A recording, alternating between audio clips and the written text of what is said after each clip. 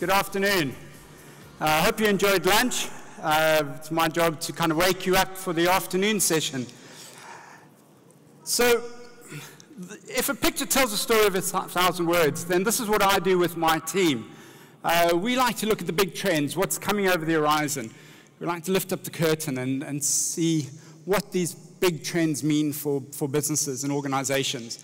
And I want to share with you some of the one of the big trends that we're seeing, what's happening, and what it means for your leaders, your talent, and your transformations.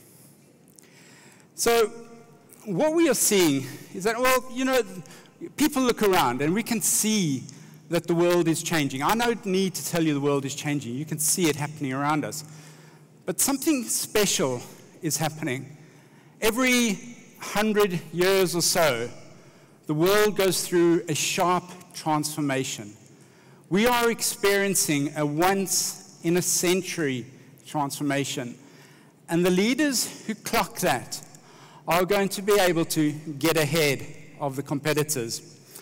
Peter Drucker, the management guru, I think captured it best when he said, every 100 years or so, there's a sharp transformation. So let's go back 100 years and just have a look. Let's test out his theory and let's see what was happening around about 100 years or so. So let's go back to the start of the last great transformation. New York City, 1904. Can any of you see in this picture, can any of you see the signal, a weak signal, that's suggesting that there is going to be a sharp transformation? Can anybody see it?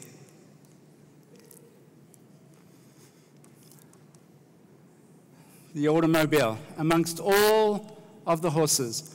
We call these forces gray elephants. They are highly probable, high impact, but largely ignored forces of progress, or forces of change. Now, Gottlieb Daimler, the founding father of the automobile, said, there will never be a mass market for cars. Why do you think he said that? Well, he said it because he didn't think that there would be enough skilled chauffeurs to drive the rich people around in their cars. They wouldn't be able to upskill enough chauffeurs. Henry Ford's lawyer said, the automobile is a fad. The horse and cart are here to stay. And yet within 10 years, this is New York, 1914, 10 years later, you can't see a single horse and cart on the streets. Sometimes the world can change like that. But it wasn't just automobiles. This was a period of great transformation. Technologies, social change was coming together, colliding. And within a decade or two, the world was never the same again. And people that were born during this period couldn't even relate to the world in which their parents had grown up in. And I want to put it to you that we are living through such a period. We are living through another great transformation. And this has to have important implications for you as HR professionals, for the teams you lead, for the organizations, your leadership, how you attract talent, and how you transform your business. And we need to ask this question, has the next great transformation already started? And I think from the evidence that we're starting to see, it has. The ancient Greeks had a lovely word for these periods of sharp transformation. They called it kairos. They said kairos was a rare, opportune moment when leaders who are tuned toward the change that is happening around us can grab hold of those opportunities. For them, kairos was a god with wings. And they said if you were paying attention, if you were prepared, you could see kairos approaching. You could see the opportunity approaching. And you could grab hold of that opportunity and you'd be whisked away with it. But if you missed that opportunity, if you weren't prepared, if you didn't see it coming, you could never recapture that moment. So these periods of sharp transformation, although they are they can be big and scary, and there are incredible times of opportunity, incredible times to shape and create the future. So what we are seeing is there are these cycles that repeat themselves. We go through periods of what's been called a VUCA world, a volatile, uncertain, complex, ambiguous. And then it changes into a BANI world, a world that is brittle, a world that is breaking. As you look around, I'm sure you're seeing the systems are breaking. The United Nations at the moment is under question. Donald Trump saying it has great potential, but it is irrelevant at the moment. We're seeing great levels of anxiety, levels of stress and anger are at record levels. We're seeing non-linear changes and incomprehensible changes happening as a result of breakthrough technology and the way that things are coming together. Our research shows that there are 7 main forces that are creating this BANI world. We call them the grey elephants. They're highly probable, high impact, but largely ignored forces. These are the big mega trends. They are scary, they are huge. If you'd like to get in, we don't have enough time to go into these 7 elephants. If you want to read up on them, you can scan the QR code, and I'll also give you the QR code at the end of the presentation. But let's have a look at one of them, which I think is really important for HR. An aging population, because I think this will bring the concept of a BANI world together for you. So increasingly, it's becoming normal to live or to reach the age of 100. I think this is probably my favorite slide on this presentation deck, especially the video here of this woman blowing out her candle for her 102nd birthday. Have a look at this. She blows out candles, and her dentures, her false teeth pop out. Now, the statistics behind this slide are incredible. The number of people to reach the age of 100 is growing at 400% every year. And how's this for a stat? The number of people to reach the age of 80 in the history of humanity, the number of people to reach the age of 80, over half of that number are still alive today. And it is predicted that the first person to live to the age of 150 has already been born. Now, I know what we had for lunch. That lunch was delicious. It was absolutely superb. Unfortunately, it's not going to be one of us. But maybe our children. Who here in the audience was born in the 1990s? Just get a show of hands. People born in the 1990s. Excellent. Just keep your hands up. And those of you who have children who were born in the 1990s, just raise your hands as well. Your children who were born in the 1990s. Right. You're going to like this, because the predictions are that if anyone born in the 1990s, all things working out well and fine, you could live to the ripe young age of 125. You're going to be the first generation in history to live through 3 different centuries, the 20th, the 21st, and the 22nd century. Now, if you're living up to the age of 125, it has to change your worldview of things. It has to change what you're thinking about, how we work, what retirement means. It will change your worldview about even things like marriage. I mean, think about it. If you get married when you're 25 and you live to the age of 125, it means you're going to be married for 100 years. Now, talk about incomprehensible. So if we are living in this BANI world, then we need a new playbook for leadership. We need a new playbook. And we believe the new playbook is apex leadership. Because if the world is brittle, we need to become anti-fragile. Our talent, our systems, our organizations need to be anti-fragile. If the world is anxious, we need to be purpose-driven. If the world is non-linear, we have to be explorers. And if the world is incomprehensible, we need to be xenophiles. So let me give you a story that'll bring this apex leadership to life. Does anybody here know what cardiac catheterization is? Anybody here know what it is? Okay. Cardiac catheterization is you place a catheter into an artery and the catheter goes into your heart. Okay. It's an amazing medical procedure, saves millions of lives every year, and your heart is a marvel to behold.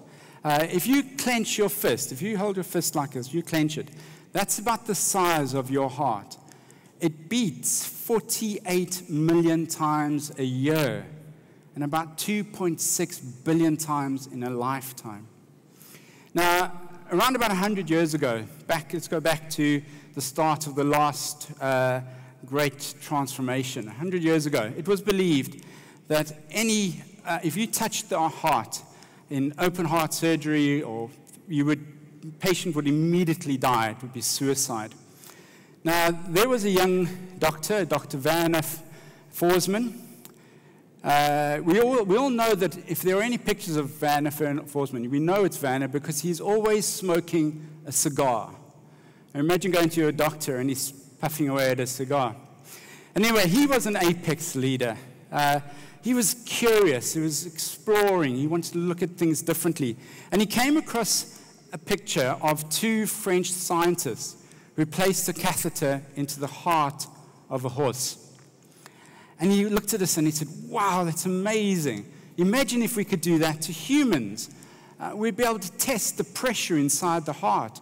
We would be able to inject drugs directly into the heart. We could save millions of lives. And he became really excited about this. And he went off to his boss, to the hospital administrator, and he tells his boss this wonderful dream, the story he has. And he says to his boss, give me a patient.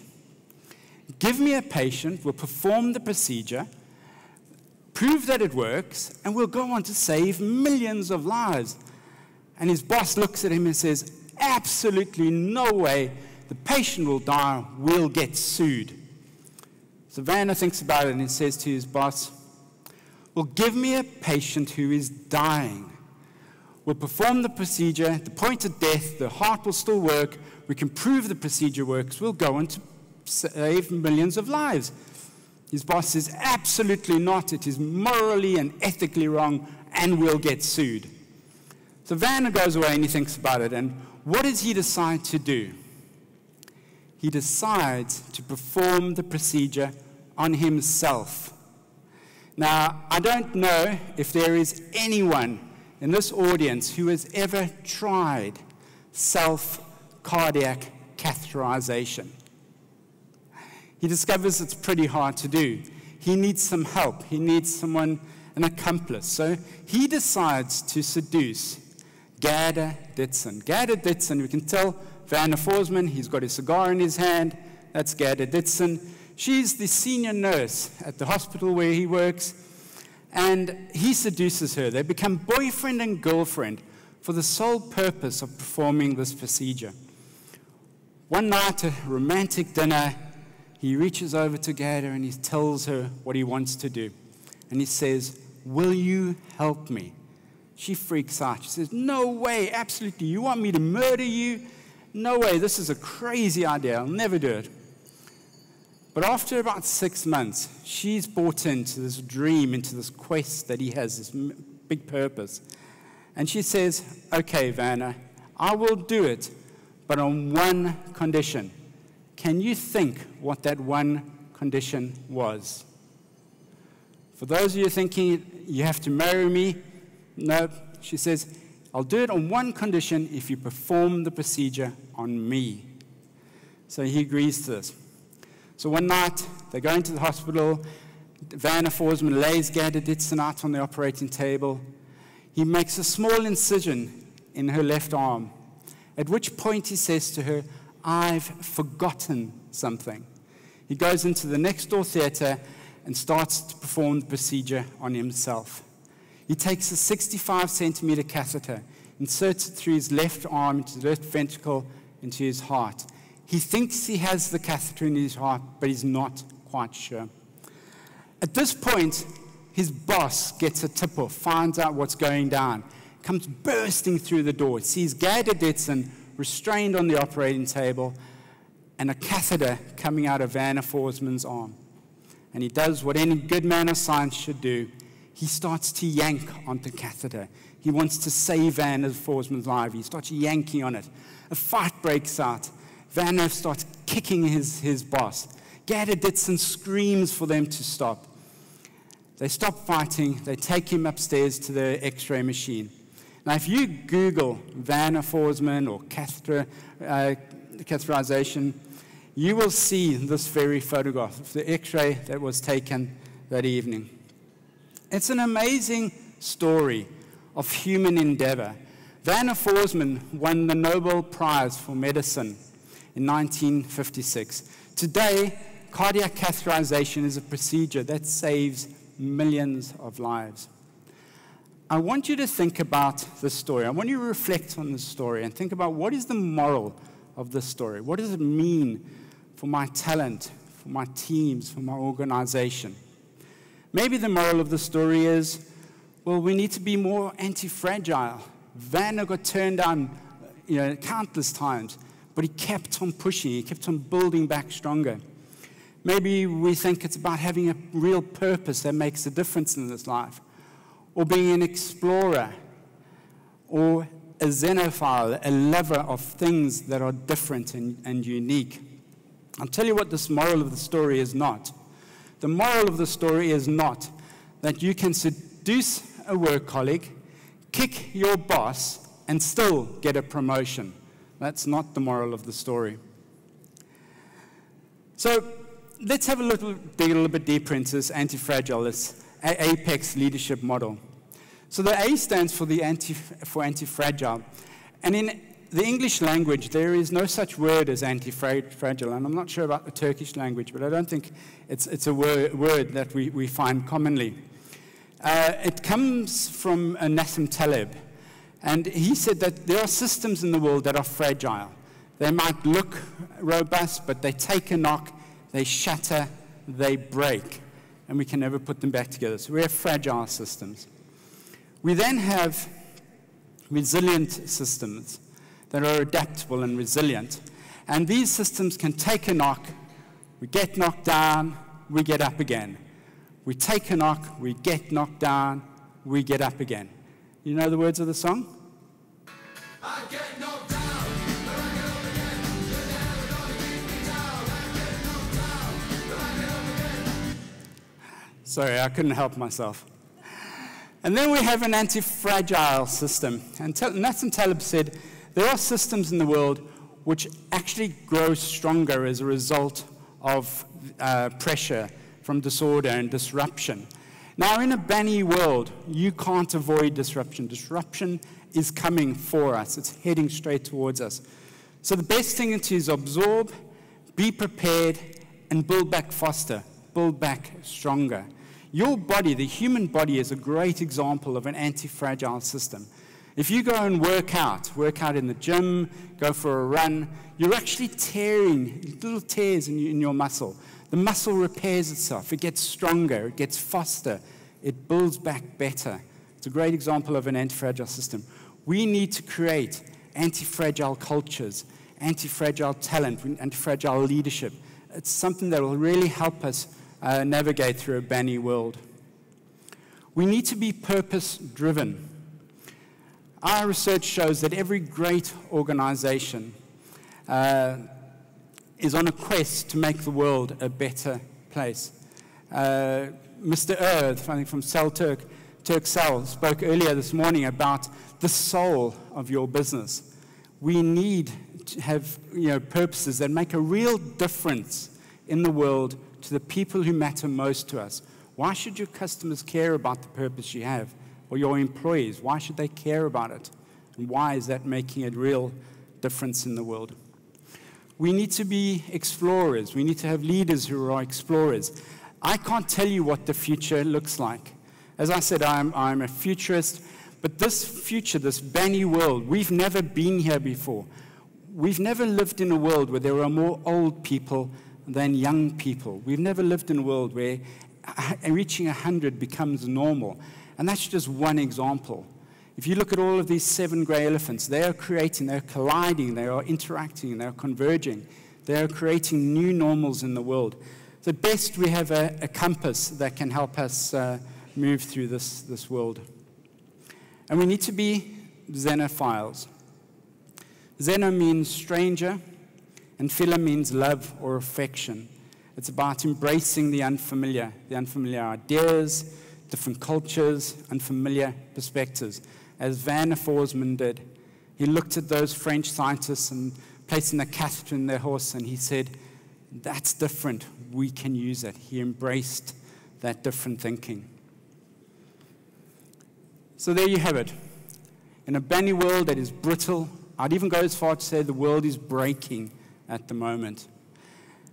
With anxiety, non-linear change, and incomprehensible change, we need systems and leadership that is anti-fragile, purpose-driven, explorers, and xenophiles. Now, it's important to overlay this apex model with the technology of today. This once-in-a-century transformation is being driven by AI. But I don't want you to believe the hype that AI will replace humans. We need to talk about becoming bionic. And I hope I get the opportunity to come and speak to you next year, and you are using the word bionic just in your common phraseology. Is anybody here using the word bionic when they talk about their business, their leadership, their talent, their teams?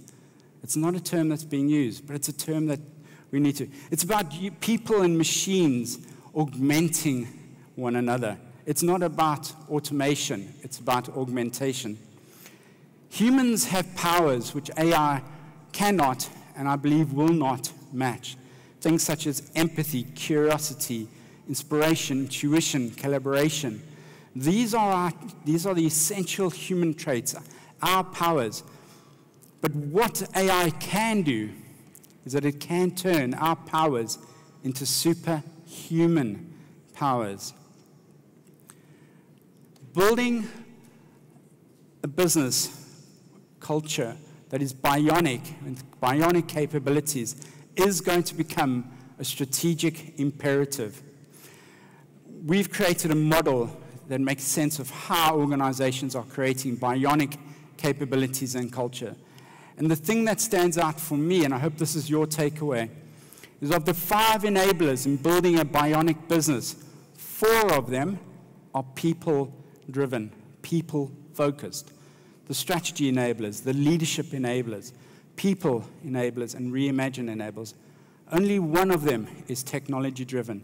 The other 4 are all people-focused. And yet today, we look at examples of organizations implementing AI, and most of the focus is on automation.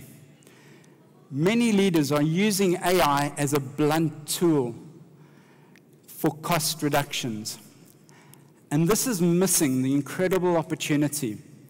It's missing the great potential to enhance those human powers. Bionic organizations put people at the center of their AI transformation. We need to be asking this question more often. How do we deliver bionic performance?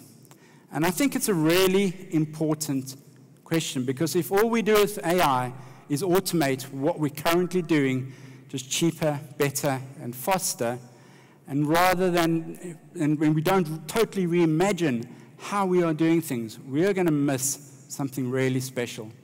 And the danger is that the organizations of the future will end up looking something like this. Hi, I just want to make a deposit. Do you have your account number? Right here. Lean forward, please.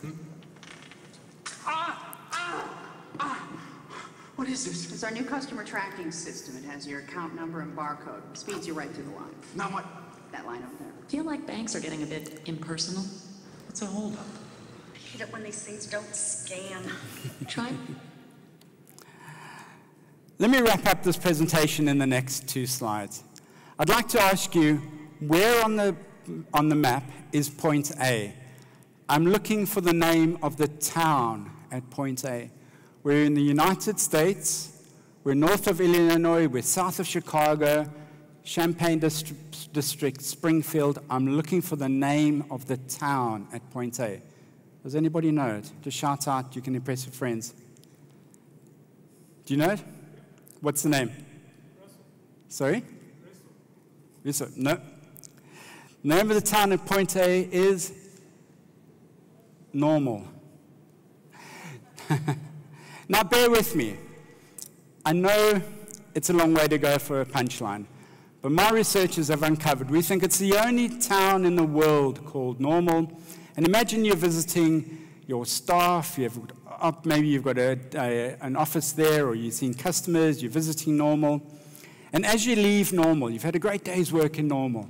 And as you leave Normal, as you're driving out, leaving Normal, you come across signs like this, leaving Normal.